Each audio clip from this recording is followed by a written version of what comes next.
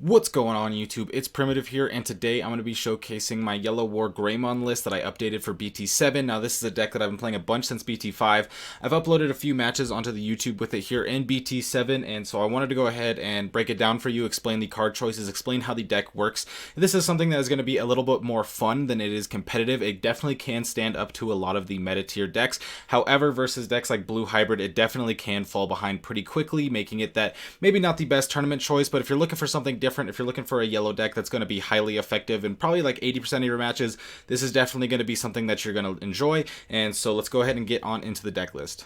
Now, getting on into the Digitama, we're just going to have 4 Pikmon and 1 Koromon. Now, I wanted to go ahead with the DP reduction eggs because we are going to be going wide here. The deck does primarily go around the Angelmon inheritable, as well as the fact that Wargreymon can attack multiple times to abuse that. So having these DP reductions helps with the minus 6k of the Wargreymon, as well as things like Starmons being able to just get that extra damage. You can also suspend TK Kari when attacking with a yellow Digimon to get minus 1k, so you can go ahead and pair that with this and get some DP reduction and just kind of spread it around. You can play Upamon if you want. It is something that is definitely a viable choice to get that extra draw, and it might be a little bit better than the Koromon, but I do like the DP reduction. It has come up a lot of times, but you can change this with the Koromon if you prefer draw. Next up, we're going to be getting into the rookies. We'll start off with the 4 Pulsemon, just a very strong card. Going to be able to draw cards, potentially play it as a 2-drop, or be able to play it as a 2-drop and draw a card. You can also play this off of the Angelmon effect to be able to gain memory, extend your memory, but also just a very, very strong card. One of the better yellow rookies here. Then we got 4 of the Bushi Agumon. This is kind of our key main rookie here. What we want to be doing is we want to be swinging, unsuspending with Wargreymon, using the Angelmon ability to drop Bushi Agumons, swing again, drop another Bushi Agumon, and be able to just get very aggressive. So this is kind of our main combo piece rookie, and so we want to be playing it at 4 so we can see multiple, be able to get that extra aggression. And plus, since we are playing ways to gain memory, such as Blinding Ray and TK Kari on top of the TK, you will be able to hit 5 or more memory. So if you want to be able to just hard drop a Bushi Agumon and go for game, you can do that. So we're going to be playing it at 4. Then we got 3 Starmons. This is just a nice little removal card. It helps get rid of annoying little rookies such as memory blockers, which stop your blinding rays, your yellow memory boost, your Pulsemons. Helps get rid of Bokomon so your opponent can't gain the memory. And also it's just a nice little thing to pair with. When you go minus 6 with Wargreymon, you can drop this off the Angelmon, be able to get at least another 2k with this and the Wargreymon. If you have more Digimon, you can go more. So it's just a nice little combo piece to get that little extra DP and a nice little removal.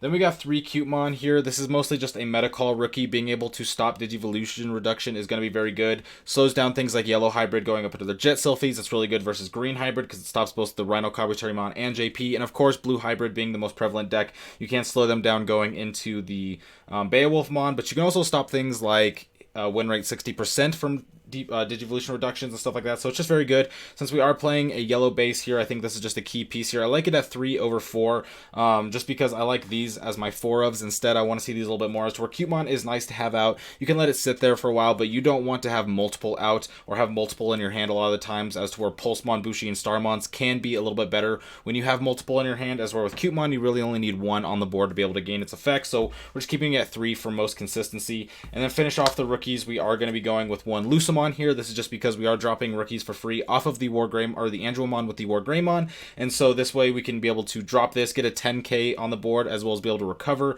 We are also playing 1 Mastamon, so if this goes into the trash, you can go ahead and just put it back by trashing your top security, playing the Lucemon, being able to recover, being able to just fix the damage you did with the Mastamon or the Wargreymon. So it's just very nice, but can be very clunky. You can't Digivolve this on top of your Digitama, and we're not playing Lord Nightmon, as to where Lord Nightmon has a little bit more flexibility in what it can drop. So I'm just going to play it as 1 because it is a nice little tech, and when you do get this on the board, it does have a tendency to stick. Now getting on into the champions, we're going to start off with 4 Turimon. This is just a 1 to Digivolve 6k. Nothing crazy about it. All we really want here is to Digivolve for 1. This allows you to either choke your opponent at 1, or it's just better because you can Digivolve for 1, and that gives you the fastest way to get up into your Mega, because you're going to have to Digivolve for most likely 3 into your Ultimate. And so some champions are going to cost 2 to Digivolve. This is just 1 less memory.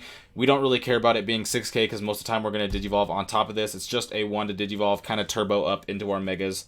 Then we're going to be playing 2 Pitomon as another way to be 1 to Digivolve. It is also a blocker. I was running 4 of this, but I decided that I wanted this deck to be a little bit more aggressive, and the Pitomon to attack, or losing 2 memory to attack, did kind of hinder it a little bit, but having the blocker tag is nice.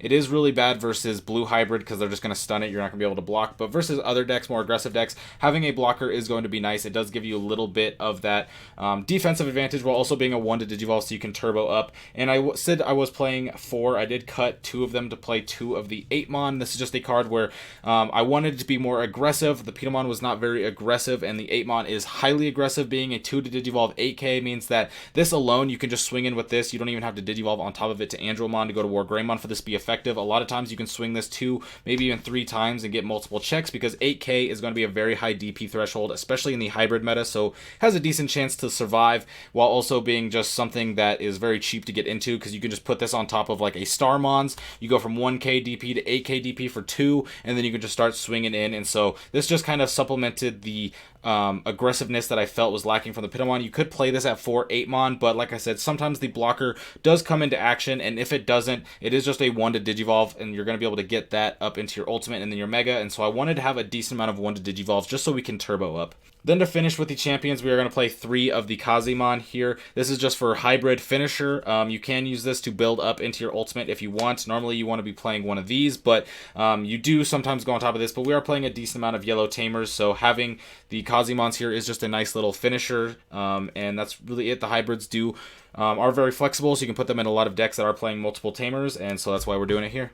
Now getting on up into the ultimates, it's going to be fairly quick because we are just playing the 4 Angelmon and the 1 Sirenmon, much lower on the ultimate count here because we're just trying to turbo out. It's kind of like Jesmon, how in Jesmon lists you're usually just playing the Savior with maybe 1 or 2 other ultimates because you just want to get that certain stack and be able to go up into it. This is fairly the same. You really only want to be going onto Wargreymon if you have an Angelmon underneath. If you don't have Angelmon underneath, then the deck doesn't really work that well, so we don't really need to play a lot of other ultimates, but I do like to play the Sirenmon because like I mentioned with the Bushis, you're going to have a lot of times where you're going to be able to have 5 more memory, so if you are missing a champion or something or missing a rookie and you just want to go into Sirenmon for 5 and then you can put your Mega right on top of that, you can just kind of skip all those previous steps. Obviously, like I said, if you put your Wargreymon on top of this, it is going to be a lot weaker, but it does give you some avenues, as well as being able to be a 2 to Digivolve, so if you do need a turbo up, you can Digivolve your 1 cost champion for 1, Digivolve this for 2, and that's going to be 3, and so if you have a memory tamer, you can just go ahead and Digivolve both of those while keeping your turn, and then you can go into Wargreymon for 3 and put your opponent at their 3 with their memory tamer. So this is the ultimates that I like. You can go up into another ultimate if you want and play 6 if you want. I don't think it's super necessary, just because like I said, you really just want the Angelmons, and most of the other ultimates feel kind of weak, and so at that point you kind of just go for a more rookie rush style. But Sirenmon I think is just the next best ultimate because you can kind of turbo it out and it's just fairly cheap to play out. Now getting on into the Megas, we are going to be having 3 of Wargreymon, going to be our main Digimon here. I like it at 3/4 because we just aren't playing as many Ultimates, so the need for this many Megas is not that high. You really just need 1 Wargreymon per game, and so having any more than that is going to be a little bit dead. So we're just playing the 3, but this is the main Digimon. You want to be able to swing, unsuspend, be able to drop Bushis or Pulsemons or Lucamons, and just be able to go wide on the board while clearing things off the board and just being highly aggressive is kind of the main thing here. And to supplement it, I am going to be playing 1 Mastamon. This is just a card that works fairly well with the deck because you can go up, you can go on top of the Angemon, you can trash a check, and then be able to swing, and it's very similar to swinging with the Wargreymon because you still get the extra check by trashing the top, but you also get to bring something back from your trash to go wide as well, and so I just found Mastamon to be fairly good in the deck, and I liked it as the 4th Mega, but I was testing 4 of this and 1 of this, and it just felt like a little bit too much, so I did cut down to 3. If you find this to be too little, you can definitely go up to 4 because there are times where I'm playing this deck where I just can't find any of my Megas, and that is a little bit of a downside to the deck. It is slightly inconsistent, but you are going to have those times where sometimes you aren't going to hit your Mega, and there are going to be times where you hit 2 or 3 of your Mega, and it's going to be very clunky as well. So I've just always come to 3 as being a good consistency number if you find 4 to be too much, and so I decided to go 3 and 1 here. Now getting on into our Tamers, we're going to be having 4 TK here. We want to have 4 TK so we can search in our security. We want to be able to grab things out like our Megas or our Angelmons, as well as just have our memory tamer out so we don't get memory choked, and you could put Kazemons on top of it to be able to go in, but TK, just a very powerful card, one of the stronger memory tamers in the game, and so we want to be able to max this out just so we can keep searching with it. With this deck, a lot of the times, playing multiple TKs isn't that bad. In some decks, it does feel a little bit bad because you just need to grab like 1 card out of there, but with this deck, you you do have a couple different key pieces that you want to find, and so if 2 of them are in there, playing a couple TKs to curate them out are going to be nice. And also you can just sometimes grab things like blinding rays out of there, since they are going to be dead in the security, but you can go ahead and get them in your hand and use them for later for better value. So TK is just going to be very strong. Then we're going to be having 2 TK Kari. This is a deck where you're going to be hurting yourself a lot because Wargreymon himself is going to take a security check out of your stack, Mastamon as well, and then also Blinding Ray is also going to be taking cards out, and even TK, if you grab something that's not a yellow Digimon, will hurt your own security stack. So you're going to be going lower than your opponent quite a bit. So this is going to allow us to get extra memory while also being able to have the ability to suspend it to be able to give -1k. If you have both, you can give -2k, which again is going to work really well with the Wargreymon, the Starmons, and things like that, just to be able to get extra DP reduction. And then we're going to go ahead and play 1 analog to finish off our Tamers. This is just a card that helps us search because we want to be able to find our key pieces with the Wargreymon, the Andromon. If our Wargreymon does go down when it's swinging, we get to gain a memory and hatch a card, and so it helps very well. But it's just a nice consistency card, being able to curate the cards that you need to be able to find them. And when you're playing things like Mastamon, sometimes trashing some of your cards isn't that bad, because you can, let's say you see the Lucamon, you can trash the Lucamon because you have the Mastamon in hand, and then later you can Mastamon knowing that you have Lucamon as a target to put it in there. But for the most part, you're just trying to curate cards here, find the pieces that you need, and then also it is nice to just have potential memory gain later. Now going into the options, we are going to have 3 Blinding Ray. This is just to help us get down to our 3 or lower security for our Andromon, and also just extend our plays out. When you get down to 0 security, a lot of the times I'll play like double Blinding Ray and just go for huge turns, and it does work out really well. You could potentially cut this down to 2. I don't know if you necessarily need 3, but I like 3 because, like I mentioned multiple times, 3 is a good consistency number for me, and so when I want to see this card, put it to 3.